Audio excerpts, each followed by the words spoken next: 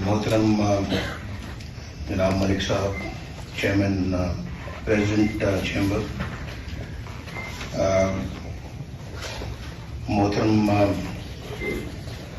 ممبران اور executive committee کے معزز ممبران، جناب خواجہ محمد آصف صاحب، حامد صاحب دار صاحب، حسن اقبال صاحب، پرویز رشید صاحب، اور میرے دائیں جانے بیٹھے مریم نواز شریف صاحبہ، مریم اورنگزیب صاحبہ، اور معزز ممبران پاکستان مسلم لیگ نون، بہت شکریہ آپ کی دعوت کا جو آپ نے مجھے دی ہے یہاں سیالکوٹ چیمبر میں آنے کی۔ میں خواجہ محمد آصف صاحب کا بھی شکر گزار ہوں۔ میں نے یہ آتے ساتھ ہی باہر سے آتے ساتھ ہی اس خواہش کا اظہار خواجہ صاحب سے کیا تھا، اور خواجہ صاحب نے بڑی خوشی کے ساتھ آمادگی کا اظہار کیا، اور واقعتاً میں یہاں آنا چاہتا تھا کیونکہ مجھے سیالکوٹ شہر سے بہت پیار ہے، اس ضلع سے بہت پیار ہے، اور یہاں کے لوگوں سے بڑا پیار ہے۔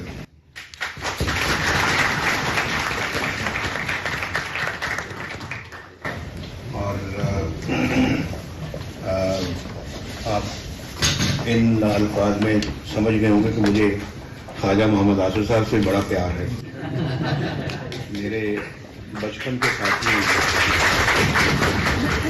اور کالج میں ہم اکٹھے پڑھتے رہے، گورنمنٹ کالج میں ہم اکٹھے تھے، تو وہاں سے ہماری دوستی تعلق شروع ہوا، جو اللہ تعالیٰ کے فضل و کرم سے آج تک قائم و دائم ہے۔ اور میں محترم خواجہ محمد صفدر صاحب کا بہت ان سے پیار کرتا تھا، وہ مجھ سے بہت پیار کرتے تھے، اور بہت آج تک بڑی اچھی یادیں وابستہ ہیں ان کے ساتھ میری۔ تو ان کے فرزند ارجمند خواجہ محمد آصف بھی انہیں کے نقش قدم پہ چل رہے ہیں، اور ماشاءاللہ اپنے ملک کی بھی، اپنے شہر کی بھی، آپ سب لوگوں کی بھی خدمت کر رہے ہیں، اور جو ہو سکتا ہے وہ بھی کر رہے ہیں۔ تو اس حوالے سے مجھ سے بھی جو مدد ہو سکتی ہے یا ہو سکتی تھی وہ میں نے کی، اور یہ جو ابھی لاہور سیالکوٹ یا سیالکوٹ لاہور جو موٹر وے کہتے ہیں، یہ موٹر وے تو نہیں ہے، ہائی وے اس کو کہا جا سکتا ہے، لیکن اس کو واقعتاً ایک موٹر وے بننا چاہیے تھا، اور مجھے بڑا افسوس اور دکھ ہوتا ہے آج پہلی دفعہ اس پہ میں نے آج سفر کیا ہے، اور میں دیکھنا چاہتا تھا کہ یہ کس طرح کی ہائی وے ہے، اور میں سمجھتا ہوں کہ سیالکوٹ جو ہے نا وہ اس کو بھی بہت ہی آگے ہونا چاہیے اس مقام سے جس پہ آج کھڑا ہے۔ تو سیالکوٹ صاحب میری جو ایک خاص تعلق اور محبت ہے وہ آج مجھے کھینچ کر لایا ہے آپ کے پاس، اور میں اتنا کہہ سکتا ہوں کہ یہ میری محبت کا رشتہ انشاءاللہ آپ کے پاس رہتی زندگی تک یہ قائم رہے گا۔ یہ بہت ضروری ہے، اور ابھی جیسے کہ آپ نے اپنی گفتگو میں فرمایا مالک صاحب نے کہ سیالکوٹ کی اگر ایکسپورٹس کو ڈبل کرنا ہے تو یہ کام کرنے ضروری ہیں، جس میں جیل کو بھی شامل کر لیا انہوں نے کہ اس کو بھی شفٹ کیا جائے۔ جب تک اس کو شفٹ نہیں کریں گے تو یہاں ہم اپنی ایکسپورٹس کو ڈبل نہیں کر پائیں گے۔ تو جیل آپ لوگوں میں سے بہت سارے لوگوں نے نہیں دیکھی جیل کیسی ہوتی ہے، اور آپ کے وزیر اعظم نے جیل دیکھ لی ہوئی ہے نا، ایک دفعہ بلکہ 2 دفعہ دیکھی، ایک دفعہ تو 14 مہینے دیکھی ہے، ایک دفعہ ایک سال دیکھی ہے، اور ابھی تک میں سمجھ نہیں سکا کہ وہ جیل کیوں دیکھنی پڑی۔ تو بہرحال قائد صاحب بھی جیل دیکھ چکے ہیں، یہ بھی کسی کو سمجھنے کی ضرورت ہے آج تک یہ کیوں جیل میں گئے، اور یہاں پہ ڈار صاحب تو جیل میں نہیں گئے.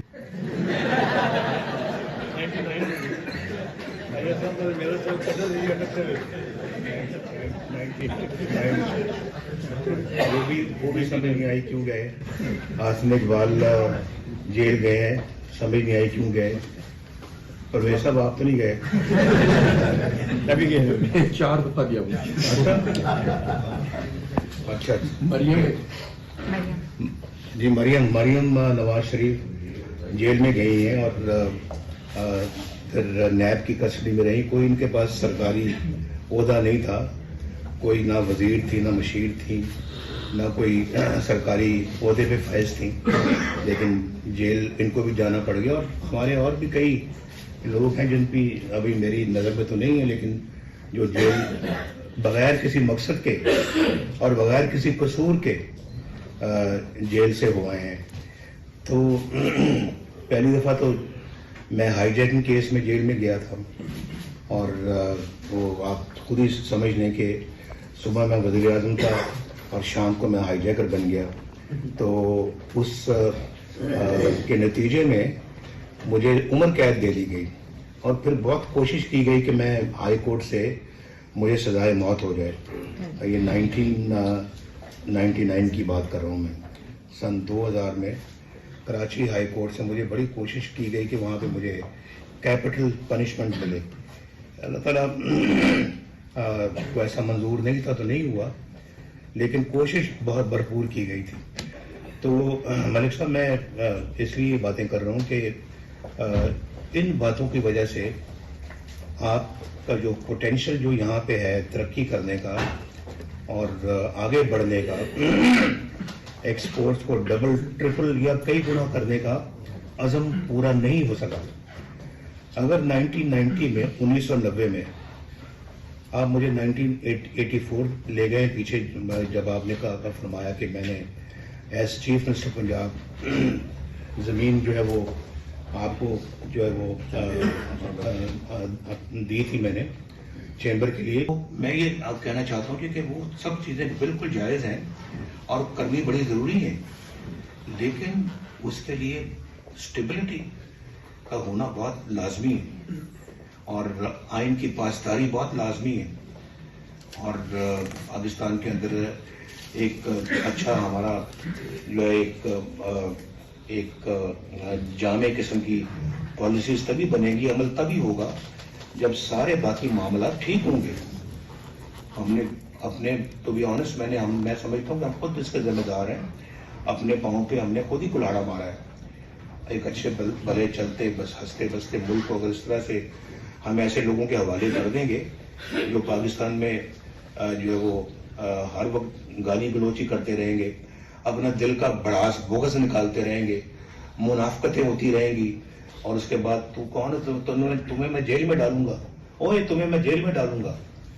اور آپ کو یاد ہے جب میں وزیر اعظم تھا, یہ 2014 کی بات کر رہا ہوں میں, تو دھرنوں میں کہا جاتا تھا کہ وزیر اعظم ہاؤس کے بالکل باہر ہی دھرنا ہو رہا تھا وہاں پہ, تو میں اندر بیٹھا ہوا تھا وہاں پہ کہ اس بندے کو نواز شریف کو اس کے گلے میں رسا ڈال کے کھینچ کر لائیں گے یہاں وزیر اعظم ہاؤس سے.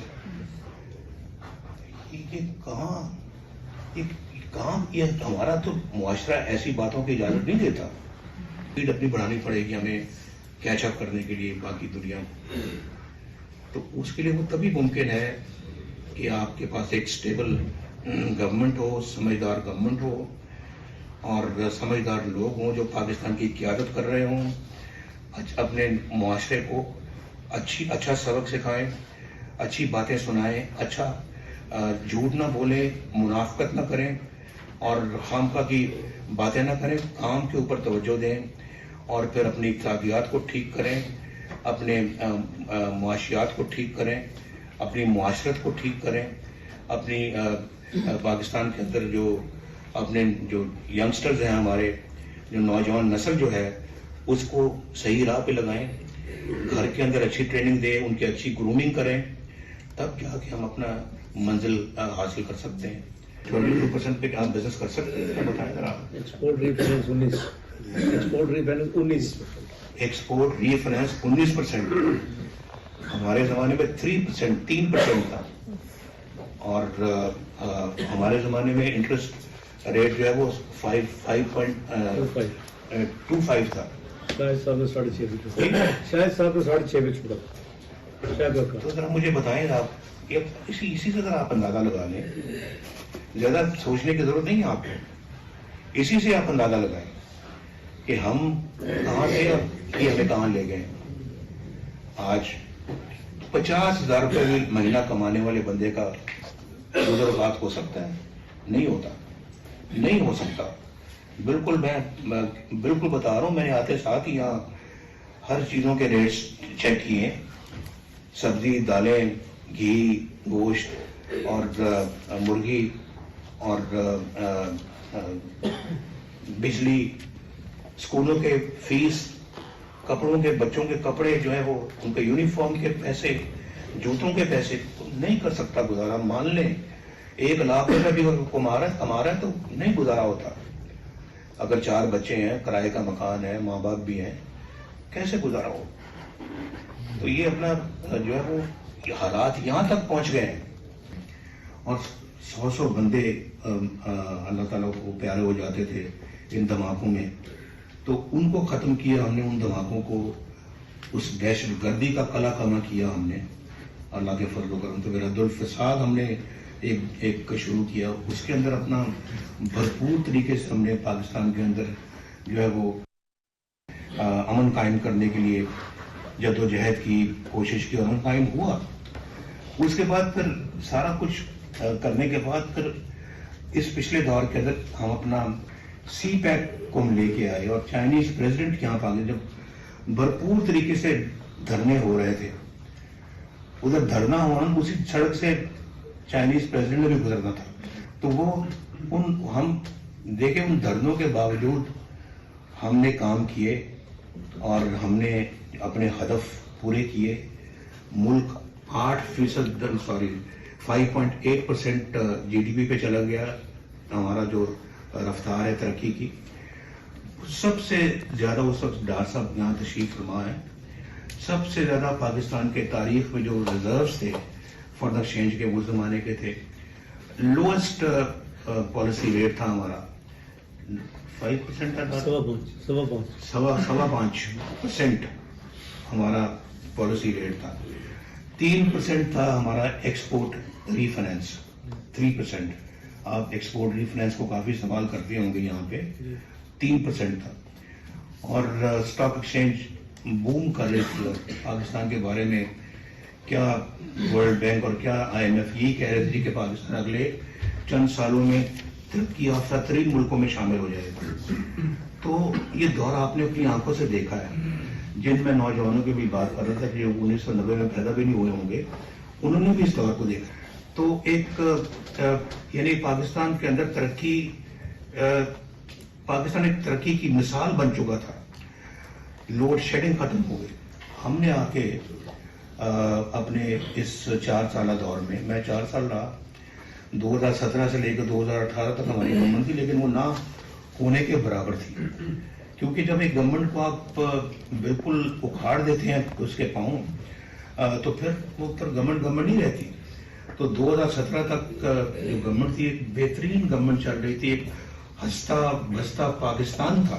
سی پیک جس میں ہم نے بہت سارے پروجیکٹس بنائے ہیں کہ جی یہ مسٹر پرائم منسٹر مجھے کہنے لگے, this is a gift from China to you mister prime minister, to you.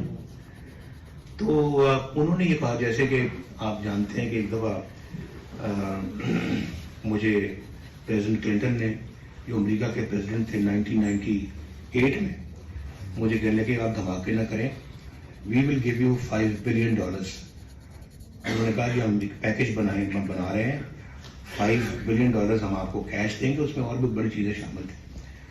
تو ہم نے جو ہے نا وہ دھماکوں کو ترجیح دی, ہم نے $5 billion کو ترجیح نہیں دی. اور ہم نے کہا کہ نہیں, ہم اپنے پاؤں پہ کھڑا ہوں گے. اور آج میں آپ کو ایک بات بتا دوں, جو دفاعی میدان میں جو ہماری خدمت ہے, اسی وجہ سے آپ کا کوئی دشمن جو ہے وہ آپ کی طرف میری آنکھ سے نہیں دیکھ سکتا. اللہ تعالیٰ کا شکر ہے. اگر ہم نے کیا ہوتا تو آپ جانتے ہیں، آپ یہ پورا ملک جو ہے وہ پہلے 3 جنگیں لڑ چکا ہے.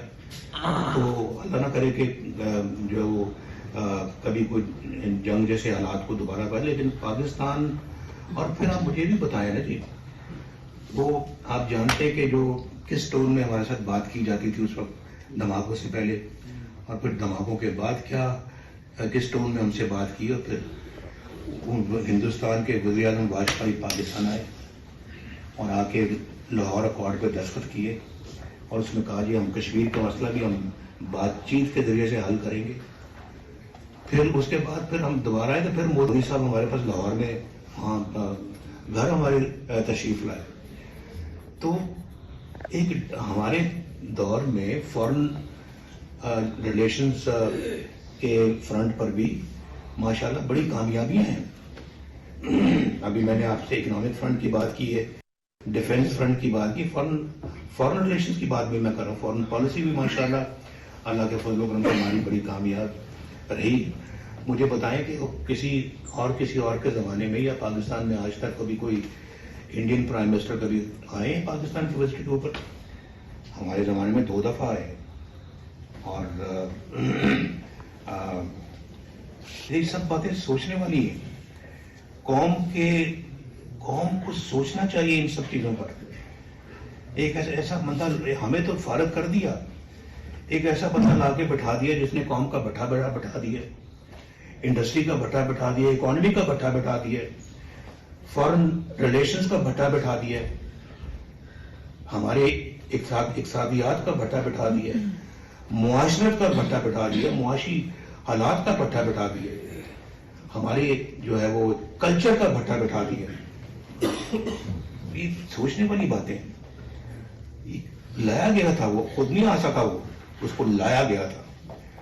خود وہ ہم سے الیکشن جیتنے کی اللہ کے فضل و کرم سے سخت نہیں رکھتا تھا، لیکن ہمیں گرایا گیا، اس کو لایا گیا، اور اس نے آ کے ملک کا کیا حشر کیا آپ نے دیکھا ہے. پاکستان کے اندر مجھے بتائیں کہ آج بھی پاکستان اسی کے نتائج بھگت رہا ہے. تو اس کے بعد پھر یہ سلسلہ دیکھیں. مجھے یہ بتا، میں کئی جگہ یہ بات کر چکا ہوں کہ جب آپ کوئی کسی چیز کو، کسی پروگرام کو مکمل نہیں ہونے دیں گے، کسی کے ٹینیور کو مکمل نہیں ہونے دیں گے، اور بیچ میں کوئی کلہاڑا چلا دیں گے، تو کس طرح سے پھر ملک ترقی کرے گا؟ یہاں سیالکوٹ کی بات ہو رہی، میں ملک کی بات کر رہا ہوں. ملک کیسے آگے بڑھے گا؟ تو یہ تو اپنا ملک کی بات کر رہا ہوں. ایک فیملی آگے نہیں بڑھتی جہاں یہ پھوٹ پڑ جائے یا ٹانگ کھینچی جائے دوسرے کی، جہاں لڑائیاں ہو جائیں تو گھر کیسے چلتے ہیں؟ ایک بزنس آرگنائزیشن کیسے چل سکتی ہے؟ نیشن اور ملک تو بہت بڑی بات ہے. تو اس میں تو ذرا آپ کو معلوم ہے کہ اس کے لیے اسٹیبلٹی بہت ہی ضروری ہے. پولیٹیکل اسٹیبلٹی ہوگی اور لوگوں کو یہ یقین ہوگا کہ پالیسیز جو ہیں یہ اگلے 20, 30, 40 سال کے لیے یہی پالیسیز رہیں گی، تو دیکھیں ملک کس طرح سے پھر وہ دوڑے گا. لیکن اس دوڑنے سے پہلے میں آپ کو یہ بتا دوں کہ ہم بہت پیچھے رہ گئے. آج ہم جن سے بہت آگے تھے، ہم آج ان سے بہت پیچھے ہیں، اور وہ ہم سے بہت آگے ہیں. یہ بڑی ایک انفارچونیٹ بات ہوئی ہے. اور یہاں کے وزیر اعظموں کو کبھی جیل دیکھنی پڑتی ہے، کبھی پھانسی دیکھنی پڑتی ہے، کبھی یہاں پہ جلا وطنی دیکھنی پڑتی ہے، اور سمجھ بھی نہیں آتی کہ کیوں ایسا ہوتا ہے. یہ بہت سوچنے سمجھنے کی باتیں ہیں. اور 2018 میں ہم الیکشن جیت چکے تھے. 2018 کی بات کر رہا ہوں میں، بڑے الحمدللہ بڑے وثوق کے ساتھ یہ بات کر رہا ہوں. میرے دائیں خواجہ آصف صاحب ہیں، ایک چیز کو سمجھتے ہیں. RTS بند کرنے کے باوجود ہم پھر بھی پنجاب میں نہیں آ رہے. پنجاب میں ہم وی ور دا لارجسٹ سنگل پارٹی ان پنجاب، لیکن ہمیں ہماری گورنمنٹ بنانے سے ہمیں محروم کر دیا گیا. ہوائی جہاز کبھی ادھر سے ادھر اڑ رہے تھے، کبھی ہیلی کاپٹر اڑ رہے تھے، اور سب کو پکڑ دگڑ کر ان کو ایک جگہ پہ جمع کر کے ان کو ایک جو ہے وہ جوڑ دیا گیا آپس میں کہ بھی آپ مسلم لیگ نون کے خلاف آپ نے گورنمنٹ بنانی ہے. اور وہ جو چوچوں کا مربع تھا اس کو جوڑ کے تو ایک گورنمنٹ یہاں پہ کھڑی کر دی گئی. یعنی آپ یہ دیکھیں کہ اس کے باوجود آر ٹی ایس کو بند کرنے کے باوجود اس وزیر اعظم کو صرف 4 ووٹ کے مارجن سے اسمبلی نے منتخب کیا، جس میں ایم کیو ایم کا ووٹ بھی شامل تھا، جس میں باپ پارٹی کے ووٹ بھی شامل تھے، جس میں اور لوگوں کے ووٹ بھی شامل تھے. تو آر ٹی ایس بند کرنے کا مقصد کیا تھا؟ 48 آورز 56 آورز جو ہے نا وہ کیوں جو ہے وہ رزلٹ جو ہے نا اس کو روکا گیا کہ وہ اس وقت بکسوں کے اندر کسی سے نکالے گئے ووٹ اور کسی اور کے دوسرے بکسے میں ڈالے گئے. یہ تھی وجہ. تو اور اس کے بعد پھر جو کچھ ہوا آپ نے دیکھا.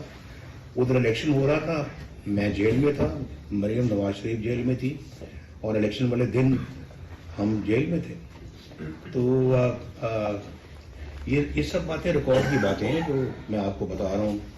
اور یہاں جو بات ہو رہی تھی کہ جی ہم ایکسپورٹ کو دوگنا کر دیں گے، آج پاکستان کی ایکسپورٹس جو ہیں، آپ یقین مانیں اگر 1990 کا مومنٹم رہتا آج ہماری ایکسپورٹس منیمم $300 بلین سے زیادہ ہوتی، بلکہ اس سے بھی کہیں زیادہ ہوتی.